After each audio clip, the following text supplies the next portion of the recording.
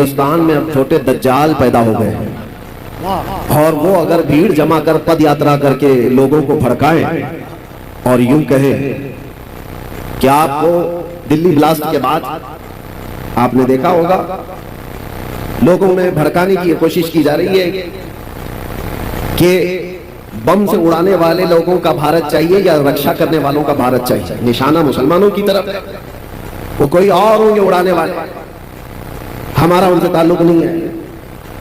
لیکن ہم بھی آپ سے یہ کہتے ہیں، ہاں ہم بھی جواب میں کہتے ہیں، ہمیں بھارت کون سا چاہیے؟ گولی مارنے والے گوڈسے کا نہیں چاہیے، ہر دل میں محبت پیدا کرنے والے غریب نواز کا چاہیے۔ امن کے پیغام ہر علاقے میں پھیلانے والے اس غریب نواز کو تم نے پڑھائی نہیں ہے۔ آج لوگوں میں نفرت کا بازار گرم ہو چکا ہے، اور اس لیے بھی ہم آپ کے سامنے حاضر ہو جاتے ہیں کہ آپ ڈرو مت۔ دیکھیں ایک بات میں آپ کو بتاتا ہوں، ہر دن ہمارے لیے سب خوشحالی کے نہیں ہوتے، آزمائش کے بھی وقت آتے ہیں۔ چاند کو بھی گہن لگتا ہے، لیکن جب چھٹ جاتا ہے تو پھر آب و تاب کے ساتھ چمکتا بھی ہے۔ امت مصطفیٰ صلی اللہ تعالیٰ علیہ وسلم ہمیشہ سے امتحانات اور آزمائش کے اس دور سے گزرتی گئی ہے، اور ثابت قدمی کا یہ امتحان ہوتا ہے۔ آج پوری دنیا ہماری طرف جھپٹ پڑنے کی نظر سے دیکھ رہی ہے۔ ابھی جیسے نبی صاحب کہہ رہے تھے، نہ میں اسلام چھوڑوں گا نہ ہندوستان چھوڑوں گا، کسی کے باپ کا ہے ہندوستان، کوئی نکالے کوئی بٹھائے، لیکن لوگوں میں ایک ڈر پھیلانے کی کوشش کی جاتی ہے، بھے پھیلایا جائے، اور مسلمان ڈرا سہما جی حضوری کرنے پر آ جائے۔ یاد رکھو میرے عزیزو، یہ طوفان تمہارے ایمان کا امتحان لے رہا ہے۔ اس انسان میں جتنے خس و خاشاک اور کچرے ہیں سب اڑ جائیں گے، اور جو محبت مصطفیٰ کے ساتھ ہیں وہ ان طوفانوں کا ڈٹ کر مقابلہ کریں گے اور کھڑے رہیں گے۔ اس سے بڑے بھی امتحانات آ جائیں وہ ڈٹے رہیں گے اور جمے رہیں گے۔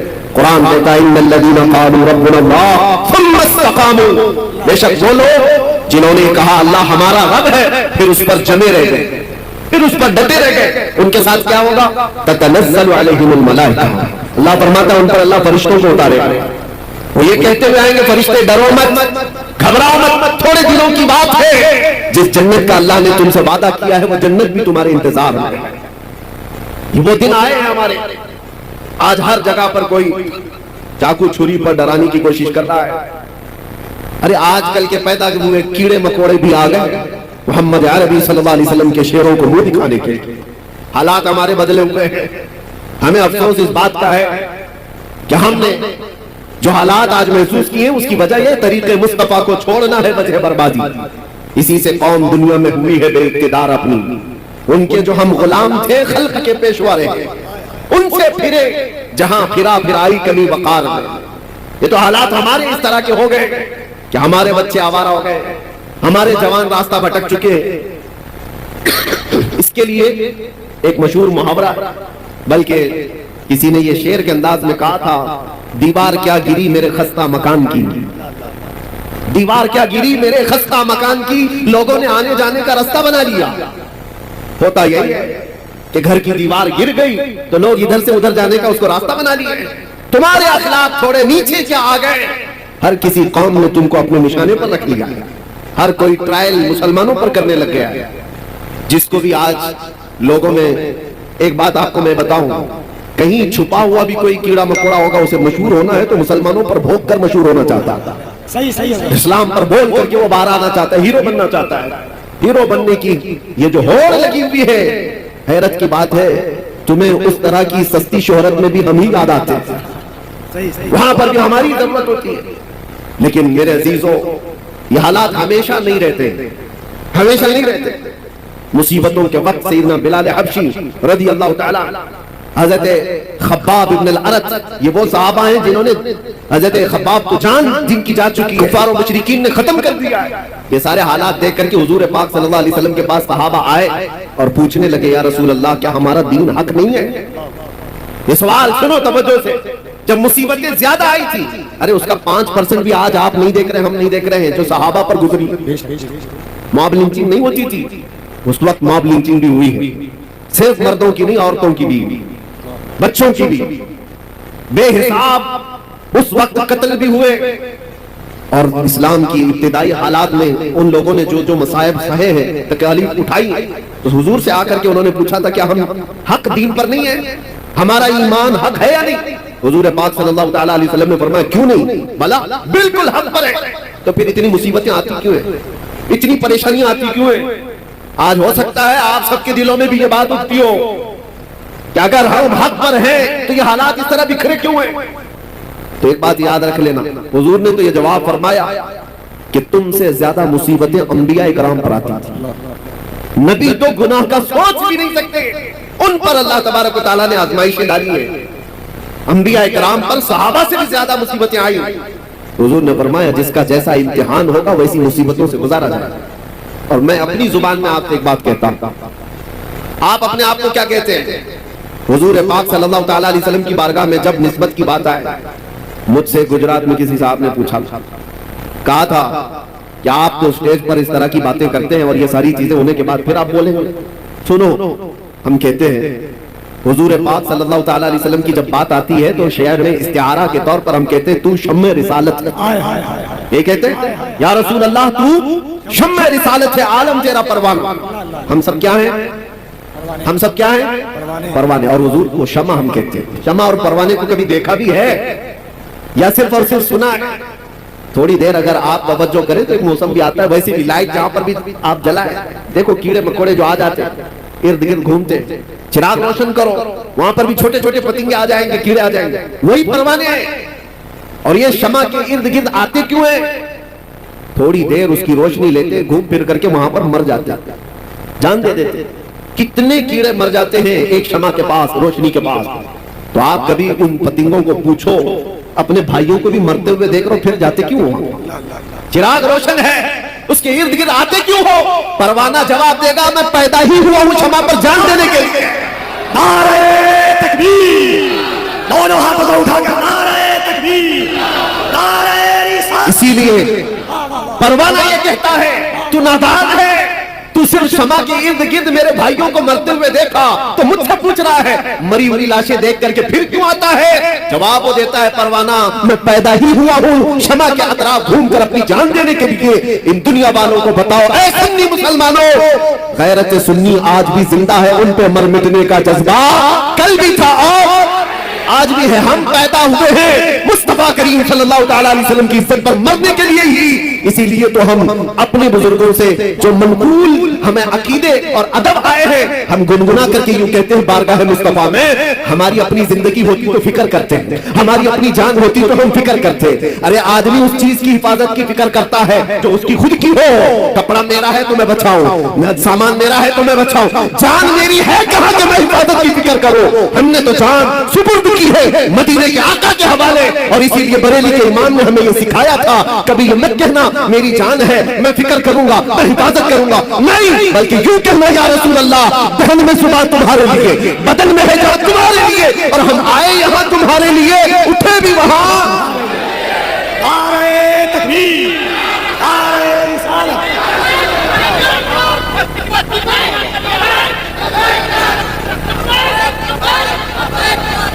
آپ توجہ کریں، ہم آئے یہاں تمہارے لیے اور اٹھے بھی وہاں۔ ارے وہ پرواہ کرے جسے مرنے کا ڈر ہو۔ اور دوسری بات یہ بھی میں بتاؤں، آپ کو ڈر کس چیز کا بٹھایا جا رہا ہے؟ کس چیز سے خوف زدہ ہو؟ بھاگتے کس چیز سے ہو؟ سب سے لاسٹ اس دنیا میں کچھ ہونے والا ہے تو موت ہے۔ سب سے آخری چیز کیا ہونے والی ہے؟ اس کے بعد کیا ہے؟ سزائیں جتنی بھی ہیں سب سے ہائیسٹ سزا موت ہے، اور موت اس کے لیے ڈراؤنا سپنا ہے جس کو جلنا ہے جلنا ہے جلنا ہے، اور مومن کے لیے ڈراؤنا سپنا نہیں ہے، یہ تحفہ ہے، ادھر آنکھ بند ہوئی ادھر دیدار مصطفیٰ ہوا، اس کے لیے ڈراؤنا سپنا نہیں ہے۔ اور سچا مومن تو انتظار میں گزارتا ہے، نہ جانے وہ شب کب آئے گی جب میں اس دنیا کو چھوڑ کر اپنے محبوب کے پاس جاؤں۔ ہاں میرے عزیزوں، ہم وہ لوگ نہیں ہیں، اسی لیے اقبال نے کہا تھا انگریزوں نے پرکھ کر کے دیکھا تھا تمہاری طبیعت کو، اور اس کے بعد یہ جملہ کہا تھا یہ فاقہ کش موت سے ڈرتا نہیں ذرا، یہ فاقہ کش موت سے ڈرتا نہیں ذرا۔ حقیقت ہے یہ، انگریزوں نے جو کہا تھا یہ بھوکے رہتے پیاسے رہتے، فاقہ کش کس کو کہتے ہیں؟ مہینوں سے ان کے گھر میں روٹی نہیں آتی، کپڑے کے محتاج ہے, گھر کی چھت نہیں ہے, لیکن موت سے ڈرتا نہیں ہے. کون سی چیز ہے جو اسے نڈر بنا کر رکھی ہوئی؟ کون سی چیز ہے جو اسے بے خوف بنا کر رکھی ہے؟ انگریز کہتا ہے روح محمدی اس کے بدن سے نکالتا. روح محمدی, ساری دنیا اسی کے چکر میں ہے کہ وہ روح محمدی جو ان کے پاس ہے اسے نکالتا. آخر حد تک میرے عزیزوں, دنیا جس چیز کی کوشش کرتی رہے گی وہ یہی ہے. آپ کو کیا لگتا ہے وہ تمہارے روٹی, کپڑا, لتا, جگہ, مکان اس کے دشمن ہے؟ نہیں. اعلیٰ حضرت فرماتے ہیں کہ تمہاری جو دشمنی ہے, تمہارے سلسلے میں شیطان جس چیز سے پریشان ہے وہ کیا ہے؟ آنکھ سے کاجل صاف چھڑا لے, یا وہ چور بلا کے تیری گٹھری تاکی ہے اور تو نے نیند نکالی ہے. تمہاری گٹھری ہی دیکھی گئی ہے. چور جو ہے نا دیکھتا ہے مجمع میں کس کے پاس ہے مال اور اسی کی جیب پر نظر رکھتا ہے, اور ہر ایک کو دیکھتا بھی نہیں. اسی لیے میرے عزیزوں, آپ کے اوپر نظر اس لیے ہے شیطان کی کہ گٹھری میں موٹا مال دکھ رہا ہے, بڑا مال اس کو دکھتا ہے, اسی لیے ساری کی ساری طاقت سنیوں پر لگائی جاتی ہے. اور جہاں بھکاری لوگوں کچھ ہی نہ ہو ان کا کون دشمن ہے؟ ان کا کون دشمن ہے؟ ان کے پاس چور کو ملنا کیا ہے؟ اور اسی وجہ سے لوگ یہ کہتے ہیں کہ وہ لوگ تو اتنے نمازی ہیں, 40 دن چلے جاتے ہیں, پوری جماعت لے کر کے بھی کچھ نہیں ہوتا, کہیں کوئی پرابلم نہیں ہوتا, اور ہم جو ہے 4 لوگ بھی جائیں تو ہم کو پتہ نہیں کتنے بیریکیڈنگ سے کراس کرنا پڑتا ہے. ہمارے ساتھ بھی معاملہ آتا. اور ایک صاحب, ان کی بھی بات میں آپ کے سامنے رکھ رہا ہوں, آفیسر, میں نے کہا صاحب اتنی بڑی جماعتوں کو آپ کچھ نہیں کہتے, میں اکیلا آدمی, میرے آگے پیچھے کچھ بھی نہیں, اور سارے سنتری سارے پہرے دار میرے پیچھے لگا دیتے ہو. کہا وہ بے ضرر ہے, وہ بے ضرر ہے. جملہ تھا, وہ نقصان دہ نہیں ہے, نقصان دہ نہیں ہے, وہ کہیں پر بھی جا سکتے ہیں, تاکہ وہ اسرائیل میں بھی جا سکتے ہیں, کوئی مسئلہ نہیں. آپ سے پرابلم ہے. کہا کیوں؟ آپ سے پرابلم یہ ہے کہ وہ بولتے کچھ نہیں اور بولتے آپ سب سے زیادہ. تو کہا مین مسئلہ بولنے کا, سمجھ میں یہی آیا بولنے کا. تب پھر ہم نے آپ کو ایک بات ان کو یہ کہا, آپ کی سیکیورٹی, آپ کی امن و شانتی سب مبارک ہو, اگر بولنے میں کمپرومائز کرنے ہی پر وہ ساری چھوٹ مل سکتی ہے تو 1000 بار مار دو, ہم کو ویسی چھوٹ کی ضرورت نہیں ہے. بزدل بن کر, بے غیرت بن کر جینے کا مطلب کیا ہے؟ تم آج روک سکتے ہو, انشاءاللہ کل رب تبارک و تعالی حالات صحیح فرما دے. آج تم پابندیاں لگا سکتے ہو, ہمارے اوپر کس چیز کے لیے پابندیاں؟ صرف اس لیے کہ حق بات بولنا ہے, حضور پاک کی عزت کے بارے میں بولنا ہے. اور سب سے بڑی بات یہ ہے کہ لوگوں کو اٹھانا نہیں ہے, بیدار نہیں کرنا ہے, عشق رسول پر لوگوں کو اٹھانا نہیں. یہ میں اندر کی باتیں بتا رہا ہوں. کچھ لوگوں نے مجھے آ کر یہ کہا بھی آپ کو جتنا دوسرے ٹاپکس پہ بولنا ہے بولتے رہیے, کوئی مسئلہ نہیں ہے, لیکن بس یہ آپ جو ناموس رسالت اور عشق رسول کی بات جس میں نوجوانوں کو اٹھاتے ہیں یہ بند کر دیجیے. کہا یہی تو اصل ہے, اور جان نہیں رہی تو پھر جسم کا مطلب ہی کیا؟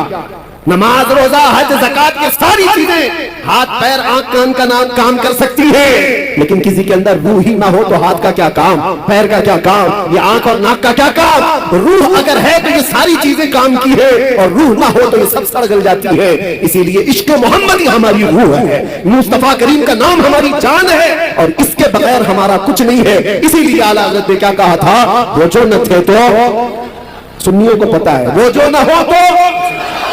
دوسرا جملہ آپ کی طرف سے ہی ہوتا ہے, ہم نے دیکھا ہے, جاہل سے جاہل محلے میں بھی جا کر کے پوچھو, وہ دوسرا جملہ خود ہی کہیں گے, وہ جو نہ ہو تو. سب کو پتا ہے ہماری زندگی میں بھی وہ جو نہ ہو تو, ارے قبر میں بھی وہ جو نہ ہو تو, اور حشر میں بھی وہ جو نہ ہو تو, تمہاری نماز میں بھی, تمہاری اذان میں بھی وہ جو نہ ہو تو. یہ ایک بات یاد رکھو, آبرو ماں نام مصطفیٰ, ہم سب کی عزت آبرو مصطفیٰ کے نام سے ہے, اور اگر وہ نہ ہو تو پھر کچھ بھی نہیں ہے, کچھ بھی نہیں ہے. اسی لیے اپنی ساری طاقت و قوت اسی بات پر لگاؤ کہ مجھ سے یہ دولت کوئی چھیننے نہ پائے, مجھ سے یہ چیز کوئی چھیننے نہ پائے.